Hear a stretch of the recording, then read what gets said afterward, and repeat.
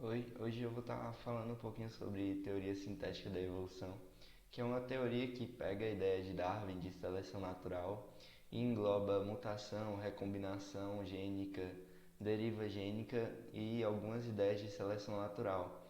Então, essa ideia, ela vem para explicar a evolução, é a teoria mais aceita atualmente. E começando com a questão de mutação e recombinação gênica, elas são elas são acontecimentos que aumentam a variabilidade genética e deriva gênica e seleção natural são acontecimentos que diminuem a variabilidade genética, porém todas essas podem influenciar na evolução de um ser. Então, começando com mutação ela é uma mudança que pode ocorrer nos seres e ela tende a ser uma mudança que ocorre do nada. Ela ocorre por algum erro na duplicação do DNA durante a mitose, durante a meiose da célula, pode ocorrer algum erro no DNA e isso gerar uma mudança no ser. Então, a mutação ela tende a aumentar a variabilidade genética quando ela ocorre. E ela pode ser de três tipos. Tem a mutação deletéria, tem a mutação indiferente e tem a mutação benéfica. A deletéria, ela é uma mutação que não é benéfica, ela é uma mutação que prejudica o ser. É uma mutação que ela faz o ser não ser tão bem adaptado ao lugar onde ele se encontra. É uma mutação ruim que ocorre no ser. E a indiferente é uma mutação que ocorre, mas ela não faz diferença. Ela ocorre, mas não faz nenhuma diferença na questão adaptativa do ser. Agora, a mutação benéfica é uma mutação que ocorre e traz algum benefício para o ser, traz algum benefício adaptativo para o ser. Mas a questão de mutação também tem uma observação que as mutações podem ser transferidas para os próximos descendentes ou não, dependendo de onde ela ocorrer. Se ela ocorrer nas células somáticas, que são as células que compõem a maior parte do corpo, ela não vai ser uma mutação que se transfere para os descendentes. Porém, se ocorrer nas células germinativas, que são as células que formam os gametas, ela é passada para os descendentes, pode ser passada. Então tem essa questão. Mas passando para a recombinação gênica é aquela questão que ocorre na meiose, em que existe a segregação independente dos cromossomos em que a gente tem, por exemplo, nós temos 46 cromossomos, 23 vindo do pai e 23 vindo da mãe. E na hora de formar os gametas, a formação, a meiose, ele só forma gametas com 23 cromossomos. Então, esses 46 eles podem se misturar para formar esses gametas que formam só com 23 cromossomos. Não necessariamente os 23 são do pai e não necessariamente os 23 são da mãe. Eles podem ser 23 do pai e da mãe misturados. Então tem essa questão.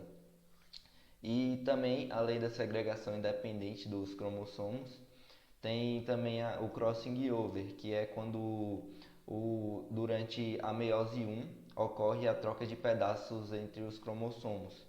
E isso gera mais variabilidade genética ainda. Então, essa é uma questão que pode gerar variabilidade genética, pode trazer seres diferentes. É por isso que a gente, mesmo com irmãos, a gente tem grande diferença entre eles. Se não for gêmeos, tem grande diferença por conta disso, por conta da segregação independente, por conta do crossing over. Então, isso que gera diferença entre os seres. É uma questão muito, muito forte nessa ideia de evolução.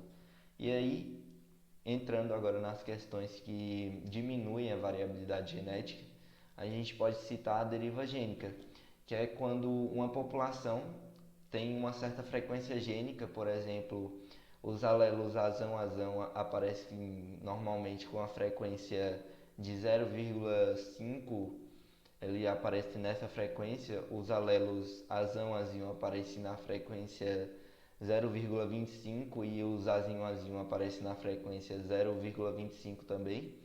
E do nada ocorre alguma coisa, do nada não, pode ocorrer com algum motivo, mas ocorre alguma questão no ambiente que muda essa frequência alélica, muda essa questão, essa, essa frequência que estava já certa e muda alguma coisa no ambiente, algum desastre natural ou alguma barreira geológica que surgiu no ambiente e separou as populações, ou uma população que migra para outro lugar e deixa a população original. Então, tem a população original com uma certa frequência alélica que já é frequente ali, que não acontece muita mudança, e do nada acontece alguma coisa que faz essas populações mudarem essa frequência alélica que antes tinha na população original. E isso é a chamada deriva gênica. E uma questão da deriva gênica importante é o princípio do fundador, em que quando uma população, um pequeno grupo, ele migra para outro lugar, ele se afasta muito da população original e ele funda uma nova população. Esse pequeno grupo ele funda uma nova população e a frequência alélica pode mudar completamente. Então, isso é uma questão de deriva gênica. Então, tem isso. Então, por exemplo, na população original, o azão azinho, ele, vamos dizer que ele surgia 0,75% era a frequência dele, 0,75. E nessa nova população, nesse princípio do fundador, em que uma pequena população migrou, ele aparece em uma frequência de 0,05, ou seja, ele quase não aparece mais. Então, isso muda totalmente as características dos seres. Enquanto antes aparecia sempre, agora aparece com a frequência bem pequena. Esse foi um exemplo, mas é uma forma de explicar isso. Mas além disso, tem a ideia de também seleção natural, a ideia de seleção natural de Darwin, em que foi implementadas algumas ideias que existe três tipos de seleção natural: a seleção direcional, a seleção estabilizadora e a seleção disruptiva. Esses três tipos de seleção é quando um, um certo grupo um certo grupo de seres com diferenças, por exemplo, ratos com algumas cores diferentes, alguns mais claros e aí outros mais escuros. E a seleção natural, que segundo Darwin era o meio que selecionava os indivíduos mais aptos, ela pode ocorrer desses três tipos. A direcional é quando ela escolhe mais um extremo. Por exemplo, os ratinhos mais escuros, ela seleciona os ratinhos mais escuros. O meio ambiente é um ambiente mais escuro, então esses ratinhos eles têm uma maior capacidade de sobreviver. Então, o ambiente seleciona mais esses ratinhos. Ou então, seleciona os ratinhos mais claros. Isto é uma seleção direcional, direcionada para um lado. E aí tem um gráfico. E aí também tem a seleção disruptiva, acho que é assim que se fala, em que ela seleciona os extremos, ela seleciona mais os ratinhos brancos e os pretos, ela não seleciona tanto os intermediários, é mais os brancos e os pretos, ela seleciona. Então essa é a disruptiva, também tem um gráfico. E tem a estabilizadora, em que ela seleciona mais os intermediários.